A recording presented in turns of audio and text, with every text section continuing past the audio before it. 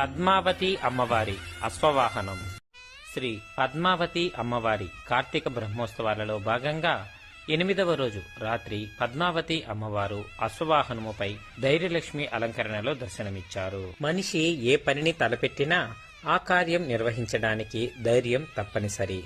ధైర్యం లేనిదే ఏ పనిని నిశ్చలంగా కాని నమ్మకంతో కాని నిర్వహించలేము. ధైర్యం వలన తనపై తనకి నమ్మకం కలగడం చేత ఏ కార్యాన్ని అయినా ధైర్యంగా నిర్వహించే శక్తి కలుగుతుంది. అధైర్యం మనల్ని కృంగదీస్తుంది. ఇక అశ్వం కోరికలకు, వేగానికి మరియు విజయానికి ప్రతీక. అటువంటి అశ్వవాహనముపై పద్మావతి అమ్మవారు ధైర్యలక్ష్మి అలంకరణలో దర్శనమిచ్చారు. పాలకడలిలో పుట్టిన పావన ఉచ్చైశ్రవము, సరిపోలని రాజసముతో పొడవైన అశ్వము. పాలకడలిలో పుట్టిన పావన ఉచ్చైశ్రవము, సరిపోలని రాజసముతో పొడవైన అశ్వము.